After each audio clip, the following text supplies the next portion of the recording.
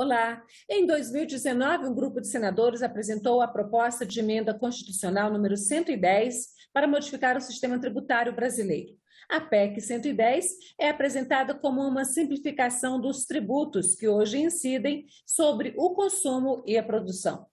Mas reformas do sistema tributário brasileiro vêm sendo debatidas desde a década de 1990, sem que nenhuma mudança estrutural tenha sido feita. Costurar um acordo entre o governo federal, os estados, os municípios e os empresários brasileiros tem sido uma tarefa complicada. Neste agenda, eu converso com o especialista em direito tributário, Fabrício Quirino, que organizou e publicou um amplo estudo sobre o tema. Fabrício, muito obrigada pela sua presença aqui no Agenda Econômica. Obrigado a você, Antônia, pelo convite. Agradeço a toda a equipe aqui da TV Senado. Um prazer estar com vocês. Fabrício, você organizou um estudo que se chama A Reforma da Tributação das Empresas, que é uma coletânea de artigo que expõe o pensamento de setores do empresariado e de políticos ligados ao debate econômico. Eu te pergunto, o que querem os empresários brasileiros quando se fala em termos de reforma tributária? Antônia, o que o empresariado brasileiro pretende é o que todo o cidadão, toda a sociedade civil pretende.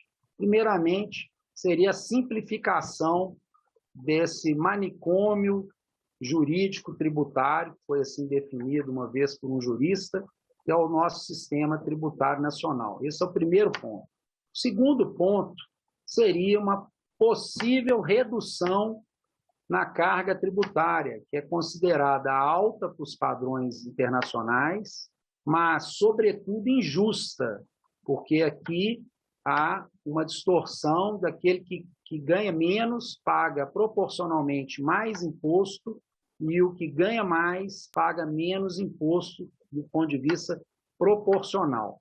O terceiro ponto, né, se a gente puder colocar 3 pontos básicos, seria exatamente o empresariado no sentido de pretender uma segurança jurídica, porque muitos projetos, eles pretendem alterações, às vezes, na Constituição Federal e relegando para um segundo momento alterações profundas que virão numa futura lei complementar. Então, isso gera também insegurança jurídica.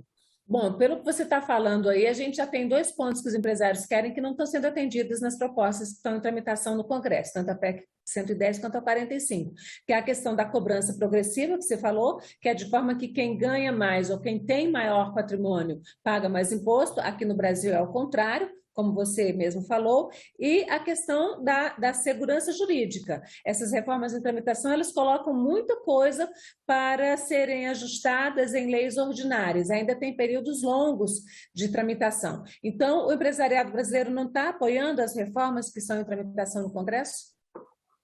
Veja bem, Antônio, em relação a essa questão de uma progressividade ou regressividade da carga tributária, é até importante destacar que não é na tributação internacional, na legislação e na literatura internacional de tributação, não é na tributação indireta ou tributação sobre consumo que se arruma ou organiza essa questão. É mais até na tributação sobre renda e patrimônio. Mas na tributação sobre consumo se faz alguns ajustes setoriais, e isso é um grande ponto de discussão e de perda do apoio do empresariado na questão, porque aqui se pretende, tanto na PEC 110 quanto na PEC 45, a criação do IVA nacional, que aqui se chamará IBS, Imposto sobre Bens e Serviços, utilizando uma pretensa alíquota única, ou alíquota uniforme, que virá para todos os setores da economia. Então, isso gera uma distorção no sistema. Só para dar um exemplo aqui, para que o espectador possa entender, uma empresa prestadora de serviço que esteja no lucro presumido, que paga hoje de tributos de consumo, PIS, COFINS e ISS, porque não é contribuinte de ICMS nem de IPI, ela tem uma tributação de 3,65% de PIS e COFINS e tem uma tributação de ISS de 2% a 5%, dependendo do município. Então, se pegar a alíquota máxima hoje, vigente, é de 5% de ISS mais 3,65%, algo em torno de 8,65%.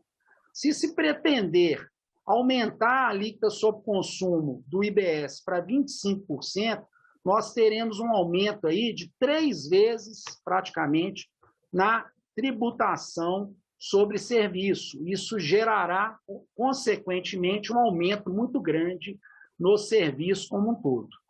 Então, o que o empresariado brasileiro não está a favor dessa mudança? Qual é o papel que o empresariado brasileiro entenda que seja o seu papel específico na reforma tributária, né? De que forma que eles pretendem contribuir para melhorar? Porque esse debate está acontecendo há muito tempo. Então, como é que vai se costurar esse acordo aí? Na verdade, eu costumo dizer em várias palestras e até aulas que a gente fala sobre o tema, no sentido de que, numa democracia, qualquer projeto para ter o apoio tem que ter o apoio da maioria, não precisa ser unânime, né? Tem uma minoria que até defende essas propostas, principalmente o setor tradicional industrial, tem várias cadeias, e para eles vai ter uma redução, sim, hipoteticamente, vai ter uma redução e uma simplificação, isso é inegável, embora para 3/4 do PIB das atividades que são de serviço terão um aumento e não vai ter benefício para o empresariado. Então, esse apoio está fracionado e, pior ainda, com uma tendência da maioria, que é 3/4 do PIB nacional, 3/4 das empresas do país, estarem contra as reformas. Então, primeiro, não há uma união dos empresários em torno dessa aprovação dessas propostas em tramitação. Agora, se os empresários, principalmente setor de serviços, são responsáveis por 3/4 do PIB do Brasil, por que eles não estão, de alguma forma, participando diretamente desse debate? São grupos muito fortes, a gente sabe que estão habituados a fazer o lobby benéfico, para fazer a sua correlação de forças no Congresso. Por que eles não estão participando desse debate? Muito interessante, muito oportuna essa sua pergunta, Antônio. Eu também falo isso, inclusive, quando, por ocasião do pré-lançamento, do lançamento tanto do volume 1 do nosso livro, do pré-lançamento do volume 2, de que, a despeito de nós termos hoje, por exemplo, no nosso projeto, 30 entidades empresariais, associativas, sindicatos, associações de classe, apoiando o debate, apoiando as obras, apoiando o ciclo de palestras que lá no passado nós fizemos, ainda é muito incipiente, muito pouco o interesse do empresariado, de um modo geral, eu até diria da sociedade civil, no tema da reforma tributária. É como se eles delegassem, ou pior, deixassem aquilo para juristas, advogados, para a administração pública, a Receita e até os políticos, né, os legisladores, como se o assunto fosse só dessas classes, e não é. Quando, na verdade, quem mais deveria estar debruçando nisso e fazendo propostas de alteração no sistema e trazer um apoio maciço da sociedade civil como um todo, empresariado, mas principalmente, né, dos contribuintes, de um modo geral, é a iniciativa privada, e a gente não vê isso. Lamentavelmente, a gente não enxerga isso. Havia, no começo do ano, uma expectativa no Congresso de que a PEC 110 fosse votada até meados de outubro, tanto no Senado, pelo menos. Você acredita, então, que com essa desmobilização dos setores empresariais e com o fato de ser um momento eleitoral, né? A gente está vivendo aí a partir do segundo semestre, a gente vive um período de campanha, é o momento de se fazer essa reforma ou é melhor deixar ela quieta e esperar o próximo governo e aí já entrar com uma reforma já combinada aí entre todos os atores? Porque a gente tem o governo federal que arrecada, os estados que arrecadam, os municípios que arrecadam. Esse dinheiro financia saúde, educação, segurança, habitação, mas quem paga é o trabalhador brasileiro e o empresariado brasileiro. Qual é o melhor acordo que você vê nesse momento para isso? Bom, o melhor acordo, Antônia, me parece que deveria ser o acordo que tivesse o apoio efetivo da maioria. E eu não enxergo isso, eu não estou enxergando dessa forma. Tanto é que nós tivemos, no caso da PEC 110, uma ausência de votação do projeto por falta de quórum. Oficialmente foi isso, ou seja, uma falta de interesse ou até mesmo de apoio político, exatamente porque não há um interesse da maioria dos setores empresariais e da sociedade civil no todo em pressionar para que ocorra uma aprovação do projeto que está hoje em tramitação, por exemplo, a PEC 110, mas outros também. Então, seria interessante, quer dizer, nós já estamos atrasados nisso há mais de 20 anos, né? Há 30 anos se fala em uma reforma tributária e nunca sai, mas o que me parece que continua acontecendo, é nisso que a gente traz uma tentativa tímida ainda, mas ao congregar juristas, advogados, economistas, pessoal da administração pública, ministros, conselheiros do CARF, enfim, uma série de coautores nas nossas obras, é trazer o debate, trazer opiniões, trazer e fomentar o debate para trazer soluções. E isso, de forma muito incipiente no Brasil, ocorre. E, por exemplo, eu tive um depoimento de um senador, por exemplo, que me disse que sobre a reforma tributária ele só recebeu 3 ofícios de entidades, inclusive, naquele caso, eram contra a reforma tributária. Isso mostra que o empresariado brasileiro não está envolvido na pauta, efetivamente, da reforma tributária. Agora, Fabrício, você falou que a reforma tributária é fundamental para nos colocar no mesmo patamar, né? Você falou na questão de segurança jurídica de outros países, e você cita no artigo que você faz, você fala sobre o padrão OCDE, né, de tributação. Eu queria e a importância desse padrão OCDE de tributação, já que o Brasil é um candidato a entrar na OCDE, qual é a importância desse padrão para o Brasil e como é que o Brasil pode chegar a esse padrão? Qual é o melhor caminho para chegar a esse padrão? Isso.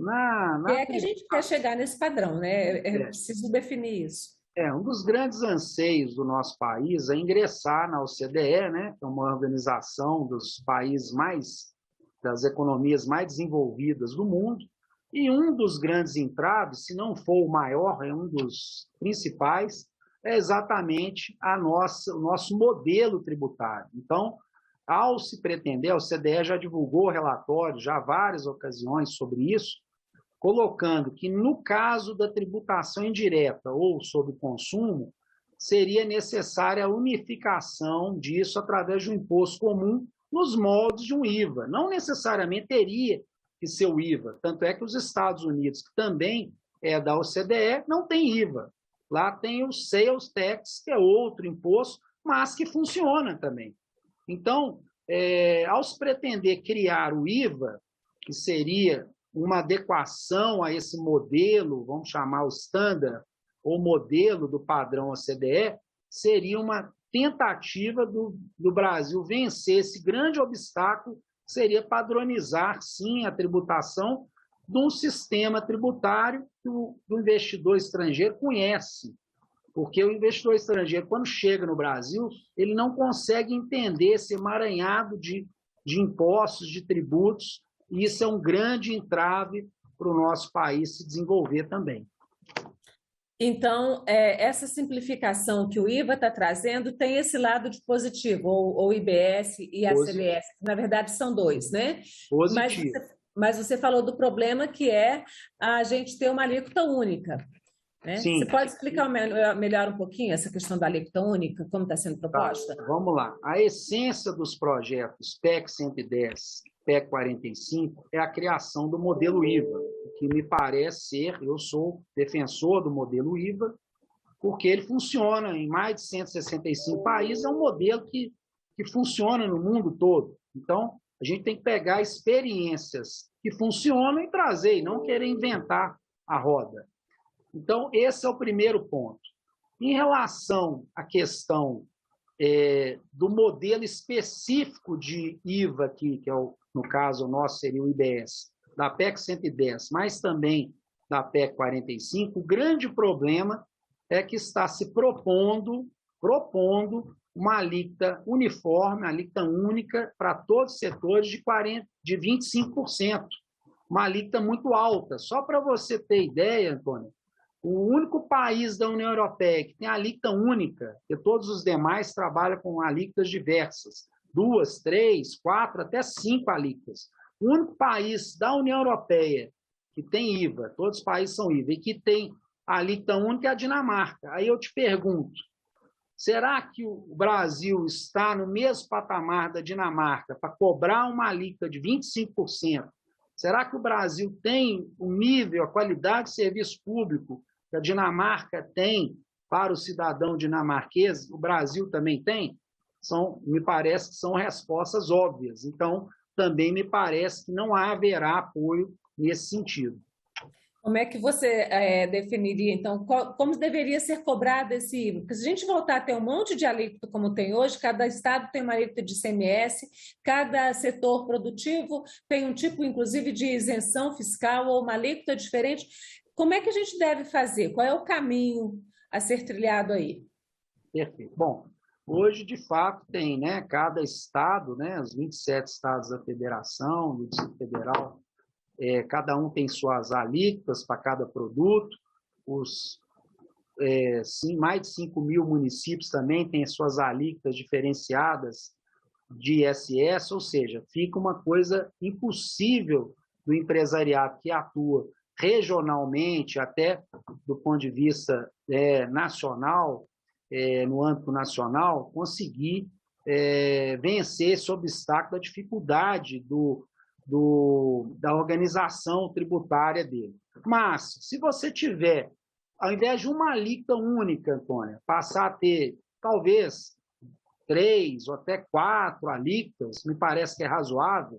Quer dizer, nós vamos sair daquela emaranhada infinidade de alíquotas estaduais e municipais e que geram distorções e que geram vários problemas que nós conhecemos, e a dificuldade, né, da simplificação já seria vencida nesse ponto, trazendo aí para 3, 4, no máximo 5 alíquotas, que é o que funciona na maioria dos países que tem IVA, né? Como eu falei. Então, isso ajudaria a vencer esse obstáculo. Entendi. A proposta apresenta também um imposto, né, que é um imposto sobre bens que causam danos à saúde, como refrigerantes, cigarros e bebidas alcoólicas, e também que causam danos ao meio ambiente, né? Seria um imposto seletivo, como está sendo chamado. Esse imposto, ele atinge, por exemplo, refrigerantes, mas ele deixa de fora a Zona Franca de Manaus, onde você tem a maior fabricante de refrigerantes do mundo, recebendo a maior quantidade de subsídios do governo brasileiro, porque está instalada na Zona Franca de Manaus. Como é que se equaliza? Isso gerou uma divergência muito grande no setor de bebidas. Como é que se equaliza esse problema? Fala um pouquinho dos subsídios. É importante subsidiar determinados setores da economia e como subsidiar, mas sem prejudicar outros? Bom, primeiro, em relação à questão do imposto seletivo, isso também funciona na maioria dos países, eu não vejo isso como um grande problema.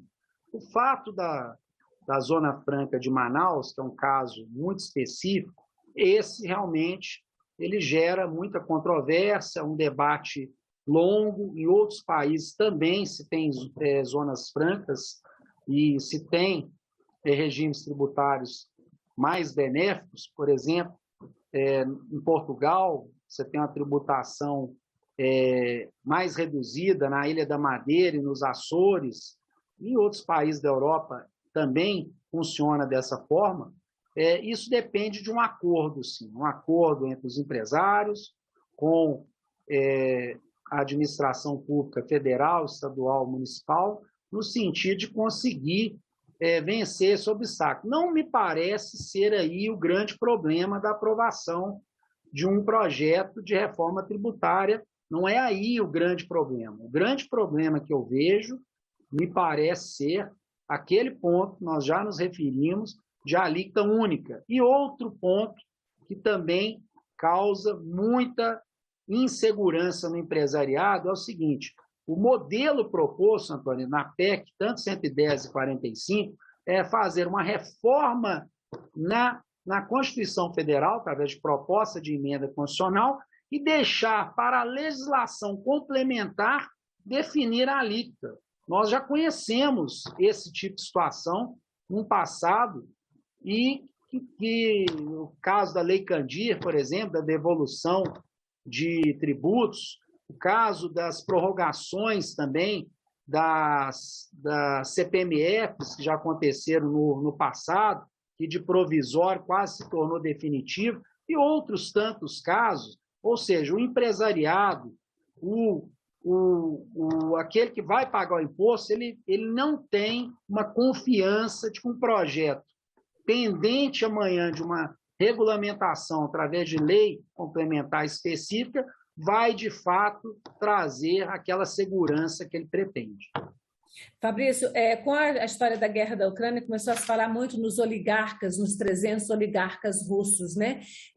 Só que o Brasil tem o dobro da população da Rússia e 200 oligarcas, ou seja, os nossos oligarcas são mais oligarcas do que os russos, são mais ricos, mais poderosos do que os russos. Como é que se faz essa... E a reforma tributária não toca, as propostas que estão aí não tocam na questão dessa distribuição da progressividade dos impostos, ou seja, continua quem ganha menos pagando mais proporcionalmente, e quem ganha mais pagando menos.